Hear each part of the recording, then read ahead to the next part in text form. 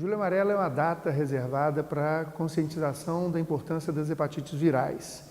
Essa data mundialmente utilizada com esse intuito e a conscientização encontra principalmente as hepatites A, B e C, sendo que a C hoje mundialmente também é aquela que recebe maior atenção, porque é uma doença que tem tratamento eficaz e que isso muda muito a história do possível portador, que poderia evoluir com doenças crônicas de grande gravidade, caso não seja adequadamente tratado.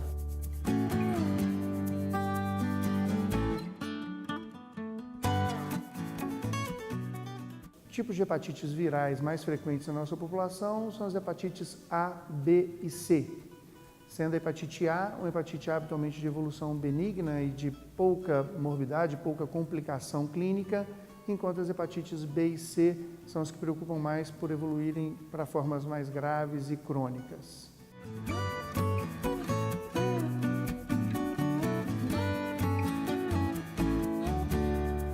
A transmissão da hepatite A é a transmissão por água contaminada, alimentos contaminados com fezes de pacientes que têm hepatite A. Então, a hepatite A tem uma grande relação com qualidade de saneamento público e, por isso, é uma doença que a gente tem este foco de cuidado com o saneamento e com água contaminada. Já a hepatite B e C são hepatites transmitidas por fluidos corporais. No caso da hepatite B, é uma hepatite grandemente transmitida por contato sexual e também por via sanguínea. E na hepatite C, é uma hepatite quase que exclusivamente transmitida pelo contato com o sangue contaminado de portadores de hepatite C.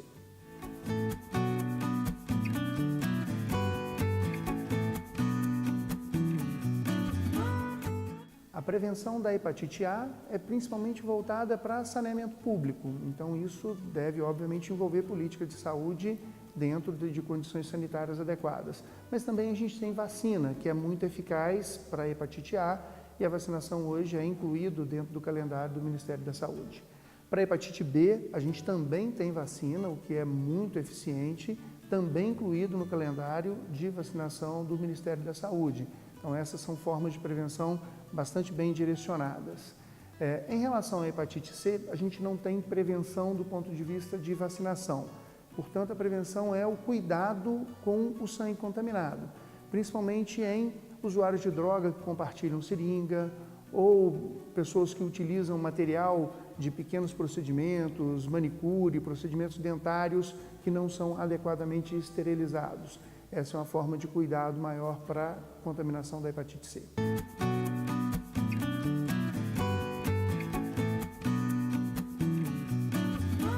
Os sintomas das hepatites virais, a gente lembra muito quando fala em hepatite daquele indivíduo amarelo, que fica prostrado, fraco, emagrecido. Esse é o sintoma típico da hepatite aguda, que é o que a gente consegue identificar especialmente nos portadores da hepatite A, mas que é aquela doença que a gente já disse que tem uma evolução habitualmente benigna, de cura espontânea.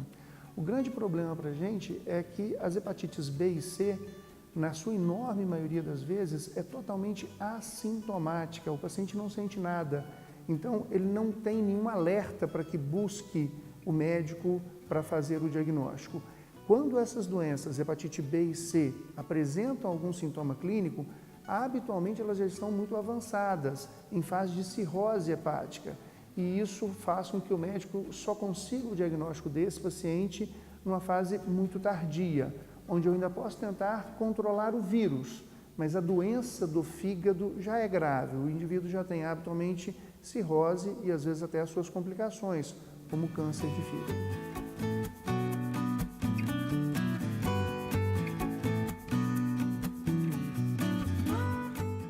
O diagnóstico da hepatite A é eminentemente clínico, já que ela tem a apresentação exuberante do amarelo, que é a icterícia, a fraqueza, o mal-estar, a febre.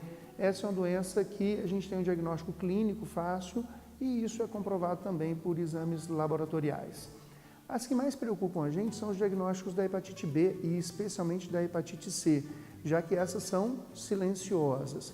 Como elas são silenciosas, eu não posso me basear nos sintomas do paciente, eu não posso esperar a queixa do paciente.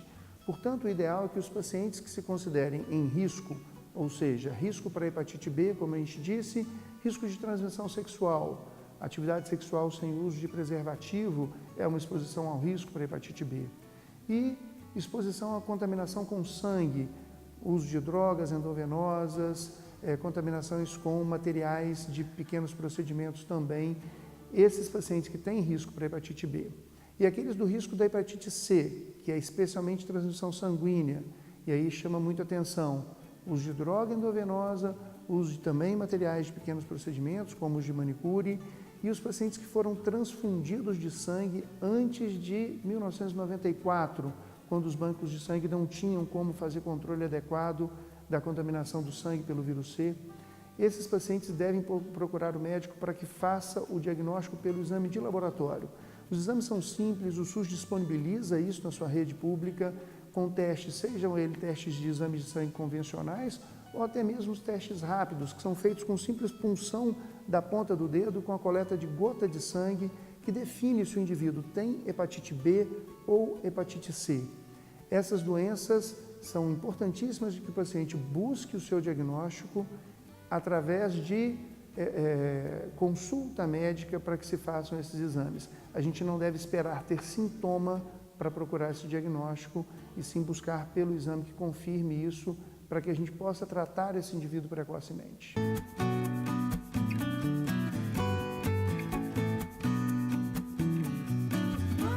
A hepatite A, ela tem cura espontânea, é uma doença autolimitada, onde o paciente cura sozinho, independente de tratamento específico. Como disse, é uma doença muito benigna. A hepatite B e a hepatite C, elas têm tratamento, e o tratamento é disponibilizado hoje pelo Sistema Público de Saúde.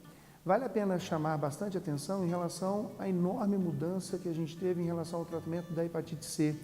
Até pouco tempo atrás, os tratamentos eram de difícil acesso e tratamentos com muito efeito colateral e pouca resolução do ponto de vista de cura. Hoje, o SUS disponibiliza tratamentos só com comprimidos orais. Esses comprimidos são usados por, em média, 3 a 6 meses no máximo, normalmente 1, 2 comprimidos por dia, na enorme maioria dos casos, conseguindo uma taxa de cura de em torno de 95% dos casos. Ou seja, a hepatite C hoje, ela deve ser buscada para o diagnóstico e deve ser encaminhada adequadamente ao tratamento, porque temos tratamento extremamente eficaz, disponível na rede pública e que pode livrar o paciente de toda aquela evolução com consequência para cirrose hepática, câncer e todas as suas complicações.